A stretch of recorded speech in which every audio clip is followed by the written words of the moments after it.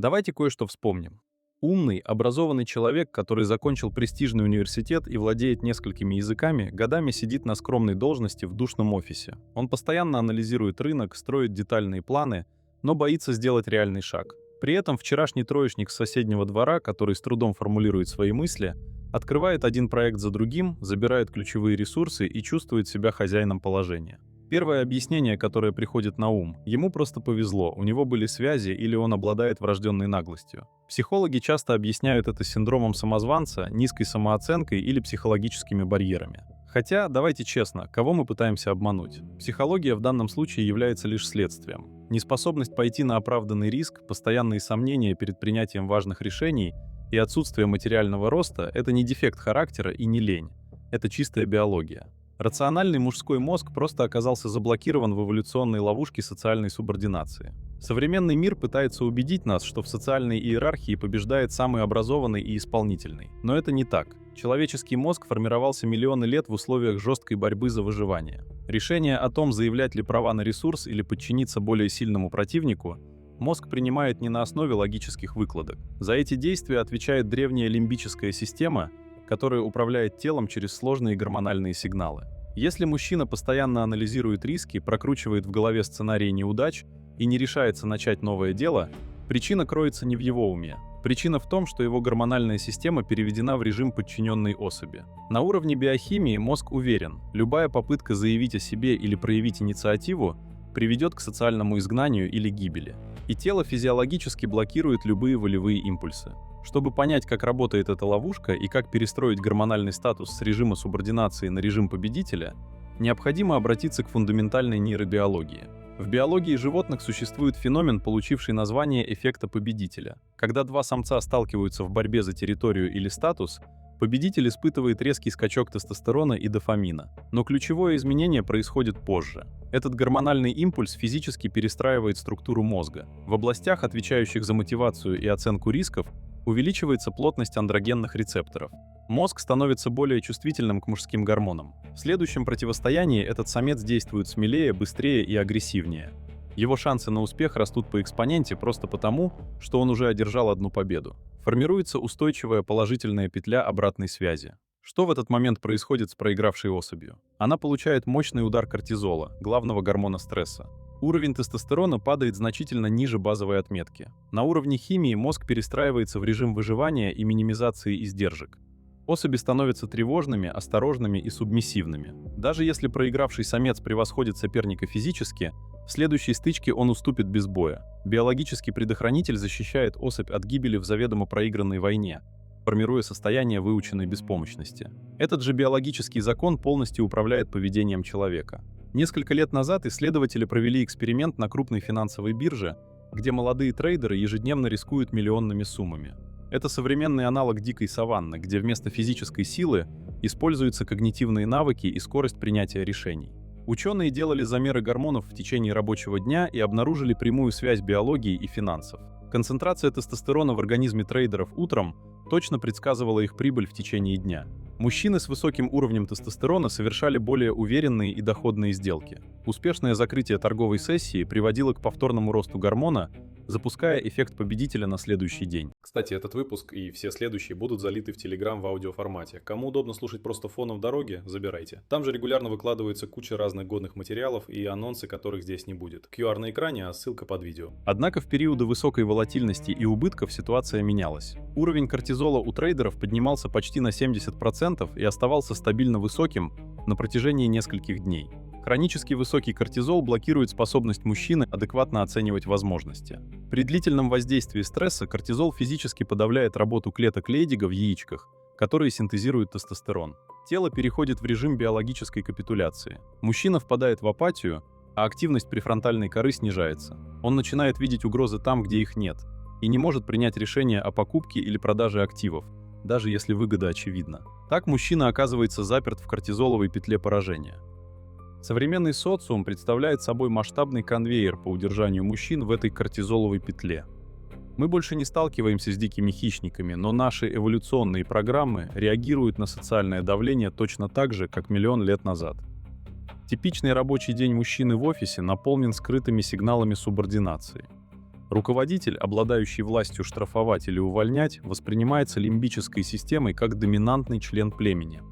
Любая критика, холодный тон на совещании или угроза сокращения считываются древним мозгом как опасность изгнания. Для нашего предка это означало неминуемую смерть.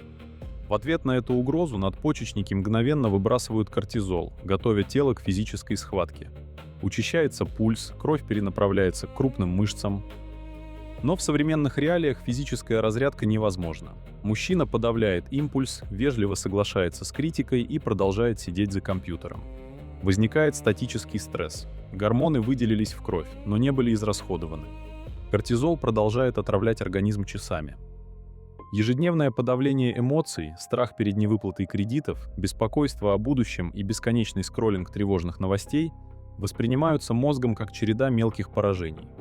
Лимбическая система делает вывод: мы находимся на низшей ступени иерархии, среда враждебна, ресурсов нет.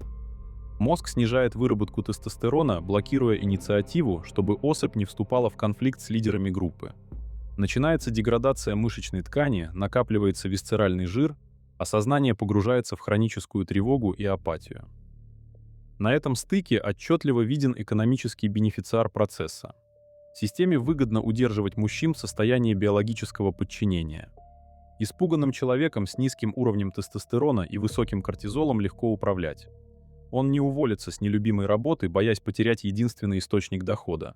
Он согласится на невыгодные условия труда и никогда не решится открыть собственное дело, поскольку для этого необходима здоровая доминантность и готовность к риску. Свою неудовлетворенность и низкий биологический статус такой мужчина компенсирует через избыточное потребление. Он берет дорогие вещи в кредит, покупает предметы роскоши, которые не соответствуют его реальному доходу, и тратит свободные средства на мимолетные удовольствия в попытке временно заглушить тревогу и почувствовать себя значимым. Он превращается в идеальный элемент экономической системы, послушного исполнителя и постоянного должника. Выход из этого состояния невозможен с помощью простых ментальных заданий. Вы не можете перестроить гормональный фон, просто прочитав книгу о мотивации или повторив себе дежурные фразы о силе духа. Лимбическая система не воспринимает слова. Она реагирует исключительно на физиологические изменения и конкретные результаты действий.